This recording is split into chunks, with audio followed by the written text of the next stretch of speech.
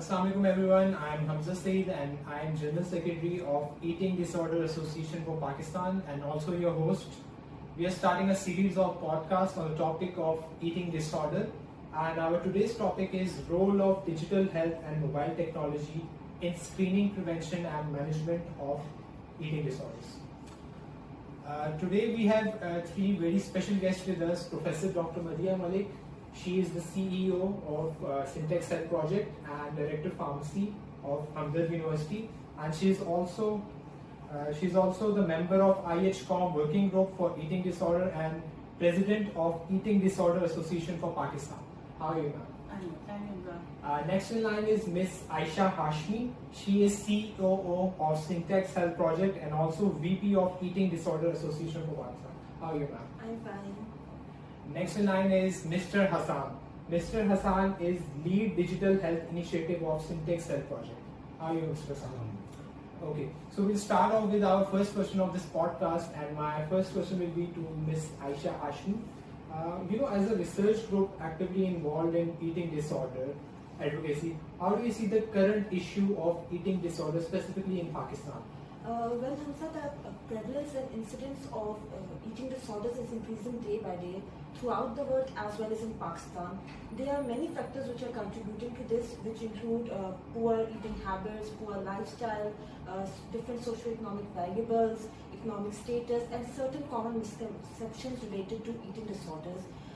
These disorders are basically mental health disorders which further lead to depression and anxiety, which leads to life-threatening consequences. Some of the eating disorders are a major cause of obesity, and which is itself a major global epidemic. Lack of screening programs, inadequate standard practices, and low knowledge regarding the management guidelines is contributing to this epidemic of eating disorders, and also delaying the diagnosis as well as compromising the health-related quality of life of those patients who are suffering from this. Unfortunately, Pakistan ranks 9th out of 188 countries in the world in terms of obesity. So this shows an increased risk of eating disorders in the Pakistani population also, regardless of the gender as well as age. Therefore, we need to devise strategies for coping with such eating disorders, with prevalence of eating disorders.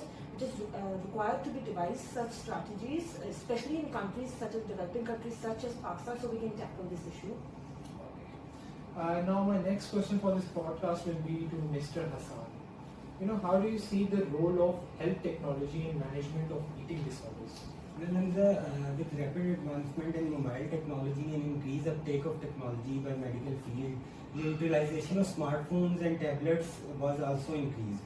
So, new mobile technologies are becoming available worldwide at a rapid pace and are used to create awareness among general public, not only for the treatment but also for the health promotion among patients and for improving their quality of life.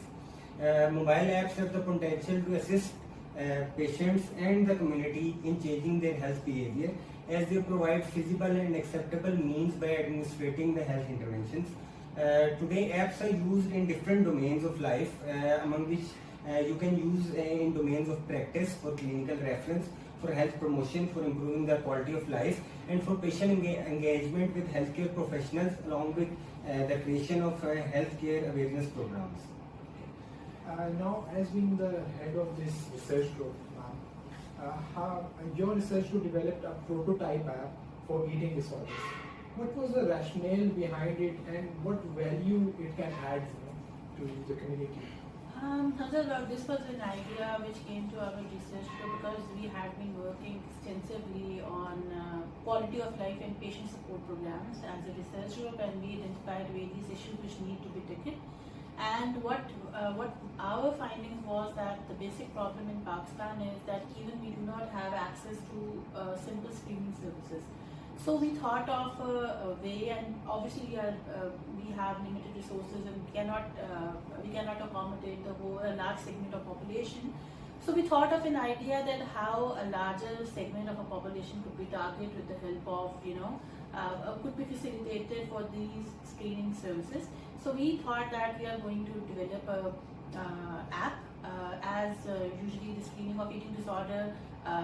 This will not for the screening, but as we thought that this will not only help to promote the health digital innovation, validation in the healthcare system, but it will also increase, it will help to increase the awareness regarding prevention of comorbidities like malnutrition, obesity, and depression in Pakistan.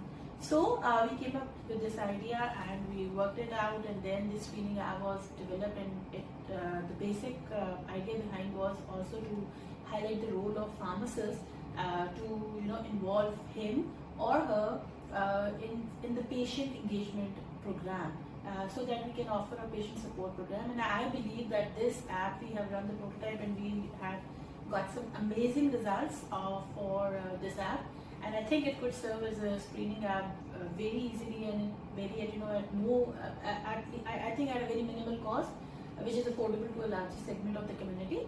And this will in turn give it will produce a baseline data for the healthcare professionals and researchers in Pakistan, and to utilize the real-time data in tackling the professional diseases regarding the issue of eating disorder.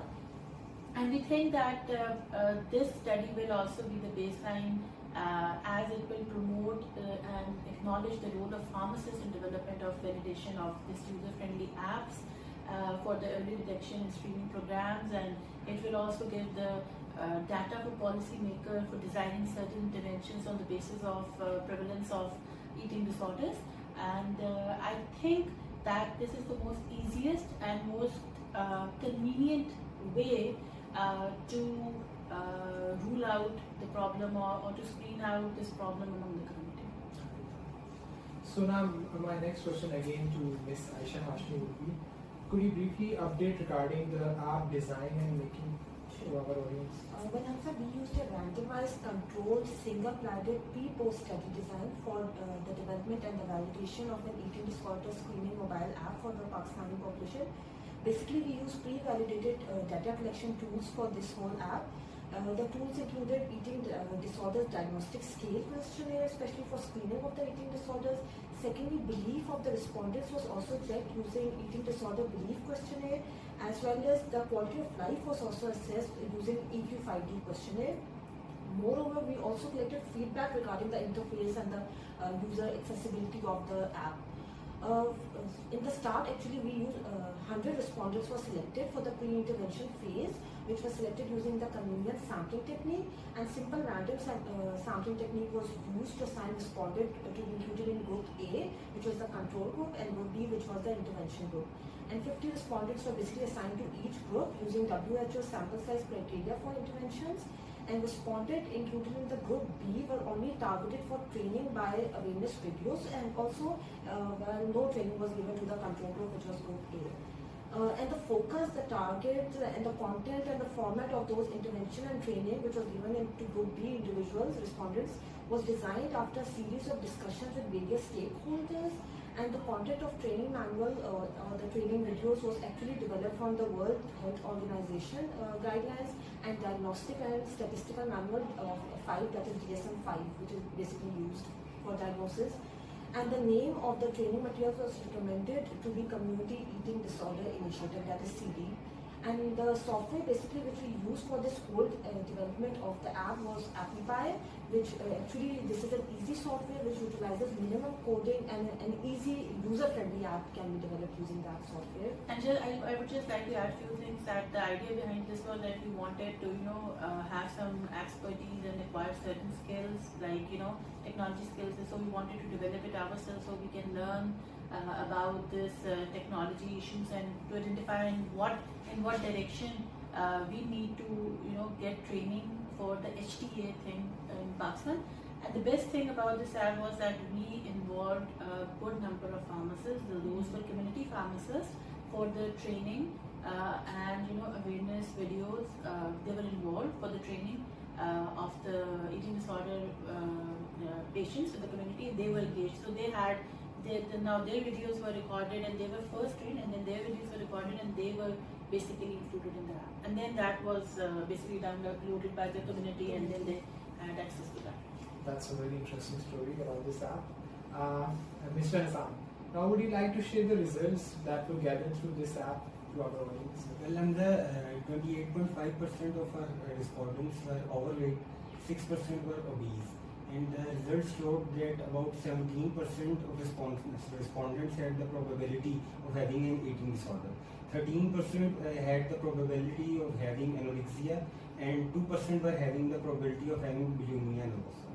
Okay, and 2% of respondents were there who had the probability of having both anorexia and bulimia, and there was no probability for having of any respondent having binge eating disorder. Okay, along with this, the perception of community about their weight and shape was also found to be negative, which was associated to the social taboo, and the awareness regarding eating disorder was also found to be low. The eating disorder app which we made showed that the mobile health can play an important role in improving the quality of life of individuals and can change the negative beliefs of community regarding eating disorder or other diseases. Now coming towards my last question of this podcast to Professor Dr. Maria Malik, how your research group has planned the next step for the launch of this pilot tested prototype app into common practice now?